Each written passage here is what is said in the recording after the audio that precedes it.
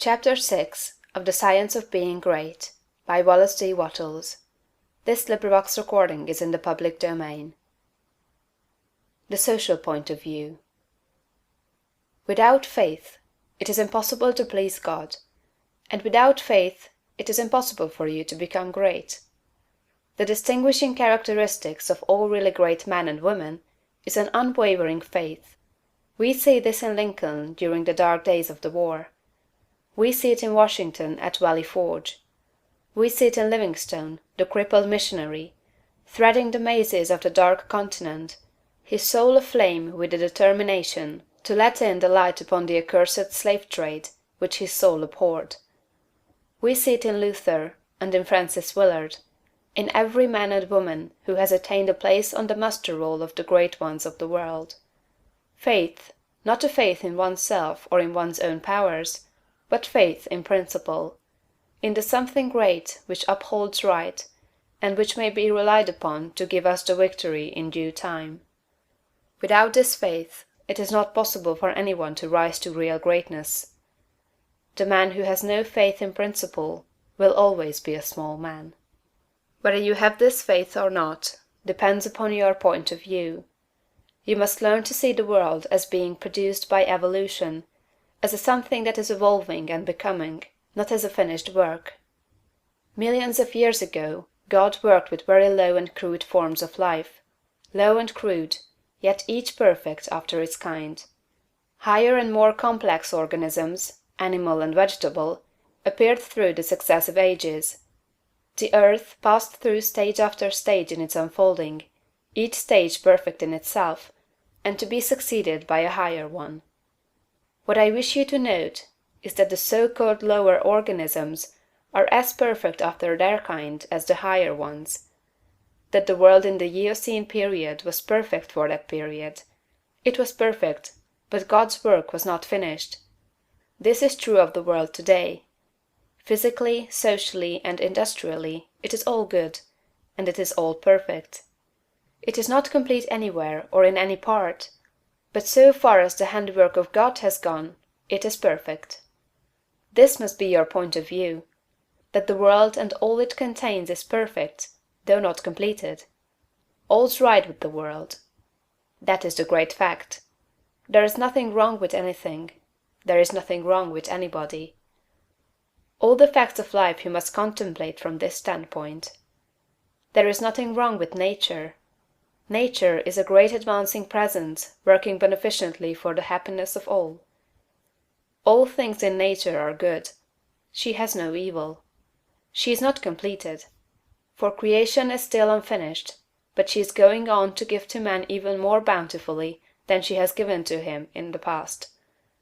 Nature is a partial expression of God, and God is love. She is perfect, but not complete. So it is of human society and government. What though there are trusts and combinations of capital and strikes and lockouts and so on? All these things are part of the forward movement. They are incidental to the evolutionary process of completing society. When it is complete, there will be harmony. But it cannot be completed without them. J.P. Morgan is as necessary to the coming social order as the strange animals of the age of reptiles were to the life of the succeeding period, and just as these animals were perfect after their kind, so Morgan is perfect after his kind.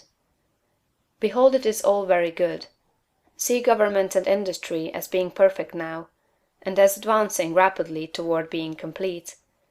Then you will understand that there is nothing to fear, no cause for anxiety, nothing to worry about. Never complain of any of these things. They are perfect. This is the very best possible word for the stage of development man has reached. This will sound like rank folly to many, perhaps to most people. What, they will say, are not child labor and the exploitation of men and women in filthy and unsanitary factories evil things? Aren't saloons evil?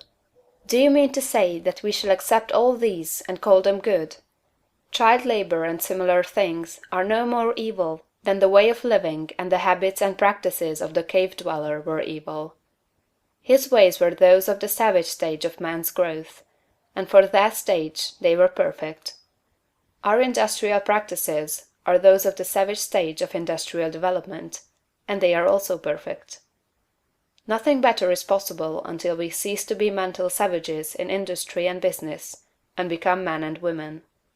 This can only come about by the rise of the whole race to a higher viewpoint. And this can only come about by the rise of such individuals here and there as are ready for the higher viewpoint. The cure for all this inharmoniousness lies not with the masters or employers, but with the workers themselves. Whenever they reach a higher viewpoint, whenever they shall desire to do so, they can establish complete brotherhood and harmony in industry. They have the numbers and the power. They are getting now what they desire. Whenever they desire more in the way of a higher, purer, more harmonious life, they will receive more. True, they want more now, but they only want more of the things that make for animal enjoyment, and so industry remains in the savage, brutal, animal stage.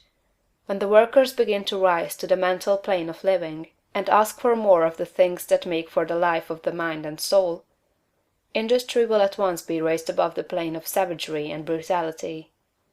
But it is perfect now upon its plane. Behold! In fact, it is all very good. So it is true of saloons and dens of vice. If the majority of the people desire these things, it is right and necessary that they should have them. When the majority desires a world without such discords, they will create such a world. So long as men and women are on the plane of bestial thought, so long the social order will be in part disorder, and will show bestial manifestations. The people make society what it is, and as the people rise above the bestial thought, society will rise above the beastly in its manifestations. But a society which thinks in a bestial way must have saloons and dives. It is perfect after its kind, as the world was in the Eocene period, and very good. All this does not prevent you from working for better things. You can work to complete an unfinished society, instead of to renovate a decaying one. And you can work with a better heart and a more hopeful spirit. It will make an immense difference with your faith and spirit, whether you look upon civilization as a good thing that is becoming better, or as a bad and evil thing that is decaying. One viewpoint gives you an advancing and expanding mind, and the other gives you a descending and decreasing mind. One viewpoint will make you grow greater, and the other will inevitably cause you to grow smaller. One will enable you to work for the eternal things, to do large works in a great way toward the completing of all that is incomplete and inharmonious. And the other will make you a mere patchwork reformer, working almost without hope to save a few lost souls from what you will grow to consider a lost and doomed world. So you see it makes a vast difference to you, this matter of the social viewpoint. All's right with the world. Nothing can possibly be wrong but my personal attitude, and I will make that right.